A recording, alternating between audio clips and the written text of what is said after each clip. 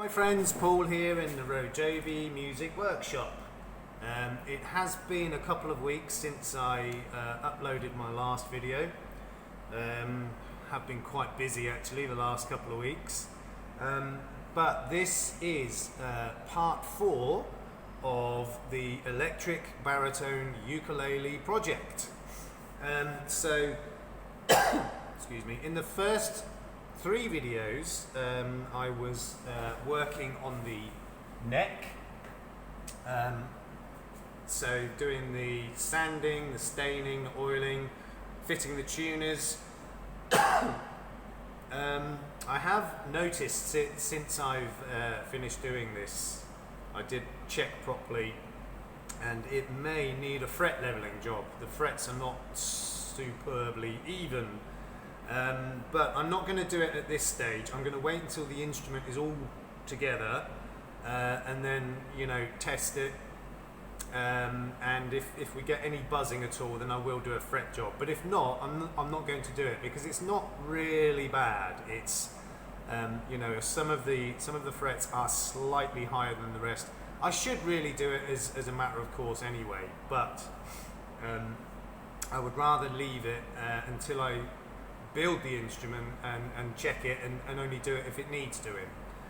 I had already polished the fret ends because they were a bit sharp. I also checked the alignment of the fret dot markers and they ain't perfect. Never mind, it is what it is. I mean, they don't serve any mechanical function as such. They're just visual markers. So this is part 4. The neck is pretty much ready. So the next stage now is to prepare the body. So you'll see I've got just a stick sort of mounted in the neck pocket for now to hold on to. So this way that I'm doing this, it shouldn't take too long. Okay, so the tools I'm going to need, or the equipment I'm going to need to do the finish on this body, I've got various grades of sandpaper, I've got my boiled linseed oil, a series of wire brushes, and this. Okay, yes. So I waited 6 months for this instrument. I paid quite a bit of money for it. I had a bit of a nightmare getting it through customs. I've had 1 or 2 issues with the actual supplier, and I have written down a list of all of the things that are wrong with this, and I will contact them eventually. But anyway, I waited 6 months, paid a lot of money. I've had problems with the customs and with the supplier, and I'm gonna set fire to it. Yeah, with a blowtorch.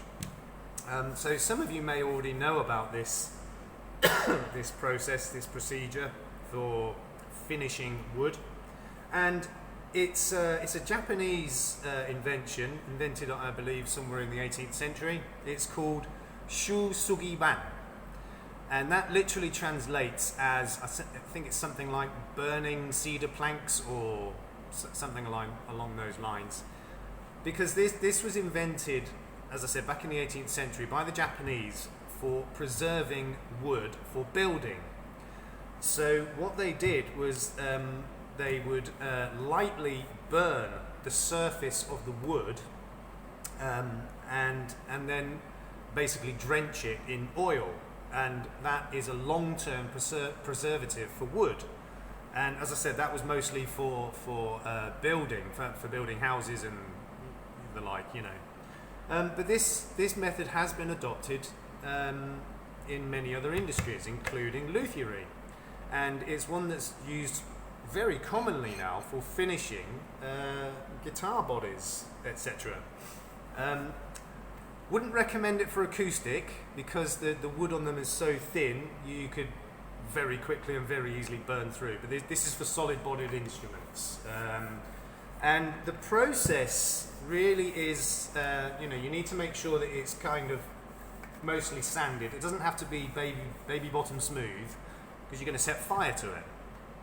So what you do with the blowtorch is you lightly go over the surface to it's more just to scorch the surface, and you can do it in varying degrees. I've seen people do it to the point of wood actually on fire and starting to crack, and you know what it's like when you burn wood, it starts to separate. I've seen people go to that extreme. I'm not doing that with this one. I want to get quite a light effect, and then once you've done that, you use your wire brushes to brush off the excess soot, and probably need to sand as well to get it back to smooth. Obviously, if you sand too much, you're just going to take all of the burnt area off, and you'd have to start again. Now, I did earlier practice on a piece of scrap wood, which is basically a pine plank. It's not the same wood. I believe this instrument is made from alder wood. I think this is pine, but it was just to get in, just to kind of hone my technique really. So you can see I've gone darker there than I have there. I was just trying a few different levels, if you like, of darkness. I mean, the kind of finish I'm looking for is something like that. Okay, this part here. And what it does, it enhances the grain. I mean, you can see it better here, where it actually enhances the grain. And that's the effect I'm looking for. So I'm just going to try and brush this with the wire brush and see what it looks like. I don't think it's going to take very much off, to be honest. So I'm just using can't really see what I'm doing. Just using the wire brush and just brushing the excess soot off of the wood. It's quite a simple process, really. So I'll take a cloth and just wipe the dust off. But so this is sort of very. I mean, it's darker here than here, but you get the idea of what it looks like. I really like that effect. I really like that. So that's what I'm doing to this instrument. So I tried it on this piece of wood first because I've never done this before, and I have to be honest, I am a little bit nervous about doing this. But because obviously the wood on this is quite thick, I would have to hold the torch on there for several seconds for it to start to cause any real damage, and I'm just going to lightly stroke across, and if it doesn't do anything, then I'll go again, but very I won't go slowly and I won't go too deep. It's purely experimental for me. I'm hoping it's going to work out. I mean, the grain on this is not the same as that plank. It's quite close grain and fairly straight. Apart from that there's no real knots or anything in this wood. There's a little piece there. So it should go fairly evenly if I've got a steady hand. So I've got to try not to be too nervous. And just go at it lightly and see what it looks like. I think it's going to be fine. The process itself, when you think about what you're doing, it's not difficult. It's just you've got to be sort of quite even to get an even finish. Whereas on this plank here, you can see I've got different levels of burntness, if you like. So that's what I'm going to do now. So what I'm going to do. I'm not doing it here in the workshop. I did do that test piece in here, but I did it well away from everything. But I'm not doing this in my workshop. There are just too many, flammable items around here. It's just not worth the risk. So I'm going to take it outside into the car park to do it. It literally will only take 5 minutes or so, I should think. But I'm not prepared to take the risk of my shop going up in smoke. So I'm going to take all this outside. A really hope that the security staff or whatever don't stop me what I'm doing out there. If I'm quick, I should be alright. But like I said, I just don't want to take the risk of doing it in here. There's too much possibility for absolute fucking disaster. So, so I'm taking it outside. So I'm going to pause the video now. I'm going to get set up outside, and we'll crack on. See you in 1 second. Okay, so here we are set up outside in the car park. Well away from any cars. There's only about a half dozen or so cars in here at the moment, so that's all good. The air is quite still out here. There's a very light breeze, but we should be good to go. So, I'm not going to talk about it anymore. I'm just going to get on and do it. So here we go.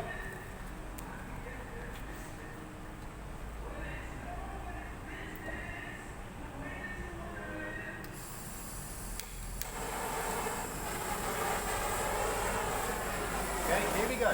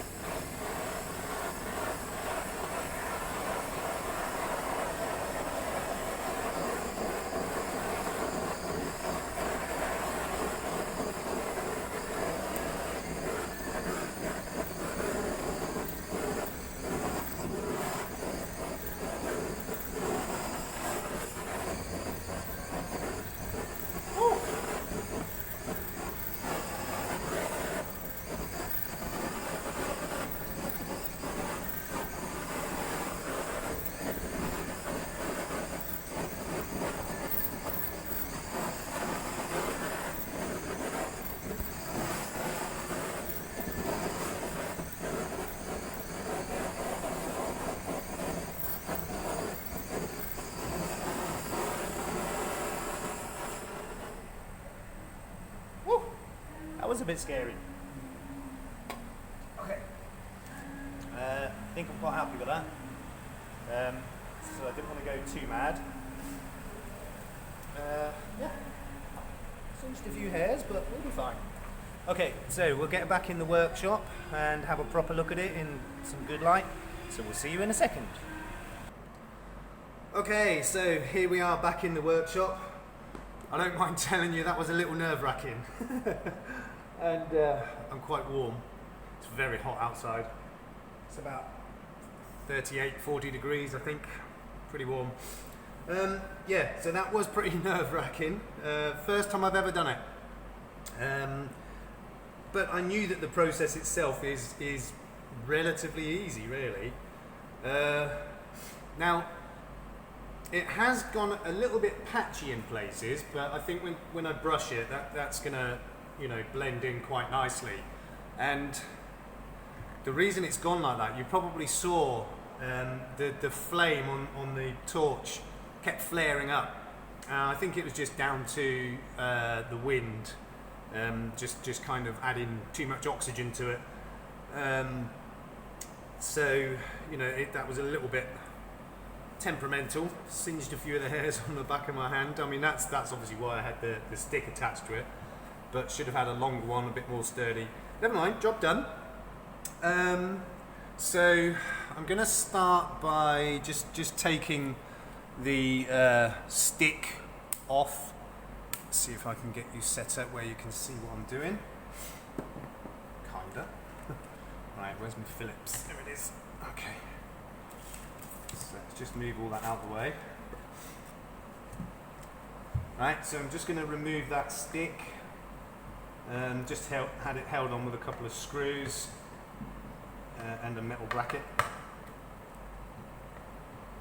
Didn't really want to be holding the body of this while I was setting fire to it. Okay, it's that one, and come on. How are we doing for time? Okay, still got a bit of time. That one out.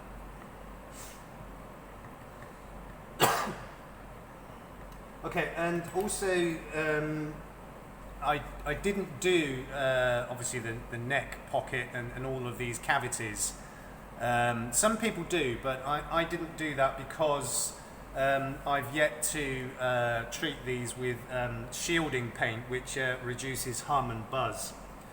Now, what I have noticed now, I'm not sure if you'll be able to pick that up, probably not, but the sap from the wood has kind of seeped out a bit from the heat. It should all brush out, or if not, then take it off with a light sanding, or possibly run a scraper or something over it, because obviously I don't want to take this burnt look off. Now, I'm a bit reluctant to use the wire brushes because I don't want to scratch this. So what I'm going to use is just it was a broom head, a stiff brush, and I've got a small version here for the nooks and crannies. So let's just move my coffee out of the way, don't want dust in there. Right, so let's just brush it over and see what we come up with.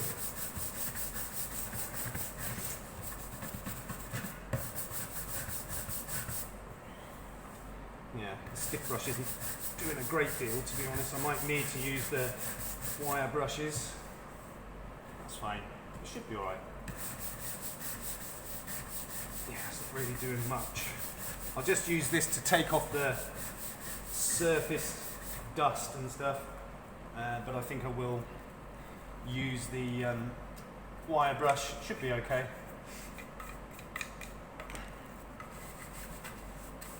Yeah, it's not really having the desired effect, but I thought I'd try that first just to be on the safe side. Okay, so unfortunately I don't have any large wire brushes. I've just got these small ones, but that might be better anyway, actually. As long as I stay with the grain and don't go across the grain, it shouldn't scratch up, or too much anyway. Yeah, that's doing a better job.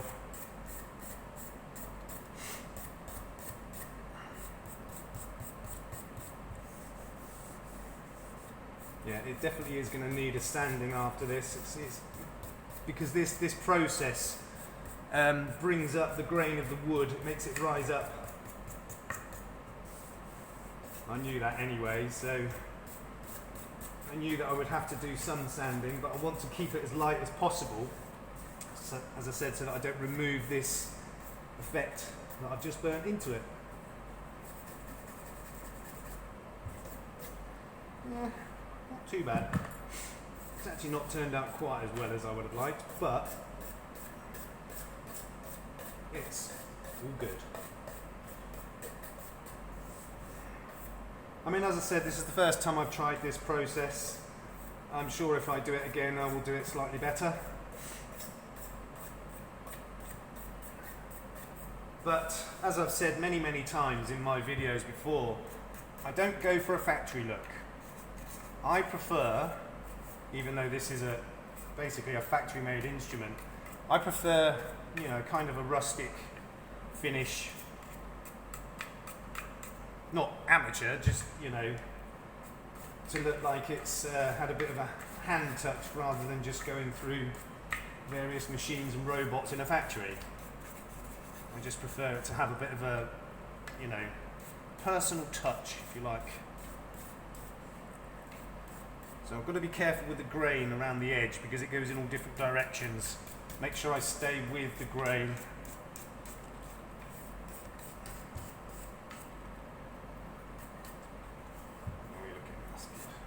So you see around the neck area, I did kind of scorch it a bit, but that's absolutely fine. No problem at all. Okay, so that's it after a bit of a brushing. I mean, I haven't done it thoroughly yet. I'll do a bit more work on it off camera. But overall, I'm pretty happy with that. As I said, I do need to kind of blend the darker areas out a bit, and it will look fine. And obviously, most of this middle part here is going to be covered by the scratch plate and the bridge and the switch bracket, if you like. Okay, so I'm going to do a bit more work off camera. Just going to pause it here and do a bit more work, and I'll bring you back when I've done a bit more, and we'll take a look and see what she looks like. So I will see you in 1 second. Hi, well, it's sometime later. You can see I've been working a bit. So I've continued brushing and sanding the instrument, and I have to say I am really, really pleased with the results. The camera doesn't do it justice at all. In person it looks really good. I'm really, really happy with that. So I did manage to blend the darker spots out or in, if you prefer, and it just looks amazing. I mean, it's a very light burning, I guess, but that's what I was looking for. Okay, so the only thing left to do now is to apply the boiled linseed oil. Just before I do that, I just want to say again what this process is called. It's a Japanese, quite an old Japanese method called Shu Sugi Ban. 3 words: SHOU SUGI BAN. Shu Sugi Ban. And I'm really pleased I came across it. Okay, time is running out, so I'm going to pause this while I do the boiled linseed oil. You've seen me do it 1,000 times before, and I'll bring you back when it's finished. Okay, so I've finished applying the boiled linseed oil. I put the stick back on the body to hold it because of the process I did with this, the burning. I had to put quite a lot of oil on because obviously the process dries the wood. But here it is, finished. Now I hope you will agree with me in that looks absolutely amazing. As I said, the camera doesn't do it justice, but it does look great.